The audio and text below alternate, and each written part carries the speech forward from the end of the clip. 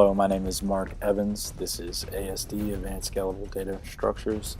And the first project for the week is proofing a project for jQuery.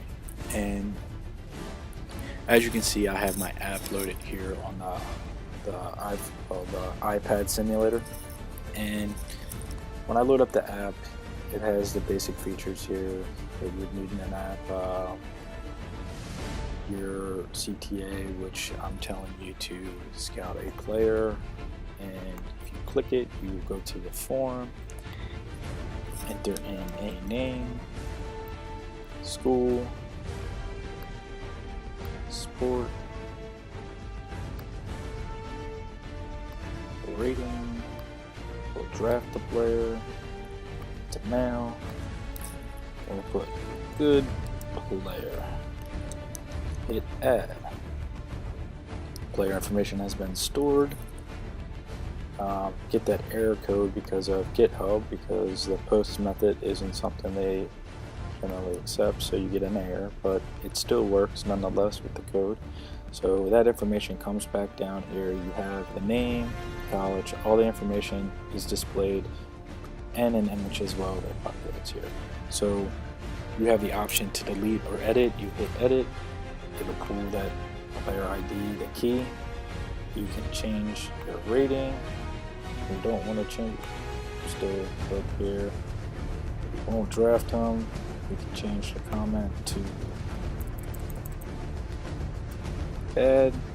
bad player. Hit edit, and that should edit that player, which it did. You can also delete it. Do that too, but basically I was going through the app to show you the features here of a CRUD application, and everything works.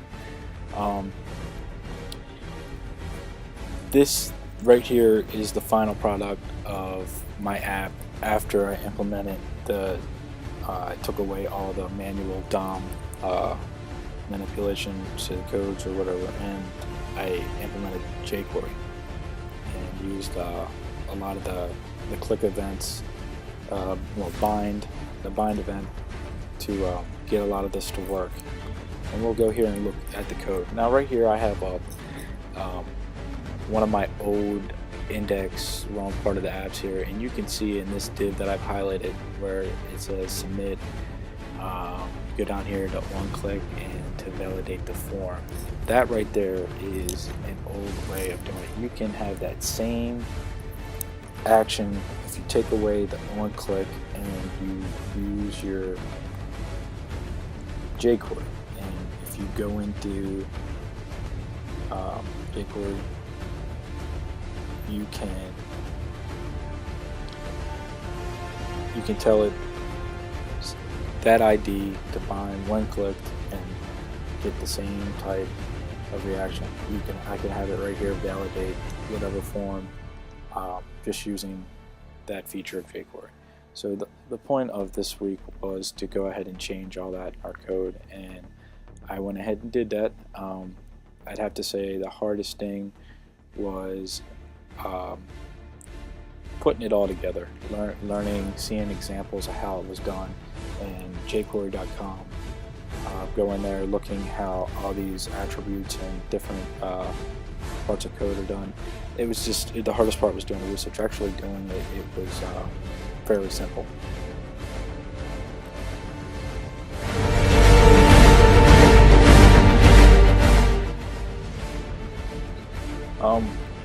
The next section here for the reflection video is what skills from previous courses did you rely on to get this project done? Well, going all the way back to SDI, when we just started with getting introduced to JavaScript programming, you needed to know how for loops worked, variables, different things, just learning the language itself, all those little things. Then moving on to visual frameworks, where we had to implement tying in HTML and CSS, and on top of that, implementing jQuery mobile for the first time. All that kind of putting all that together to where we are today, it just, each thing overlapped on top of each other. So you need every piece of what we learned in order to do what we're doing now. It's just a lot more advanced.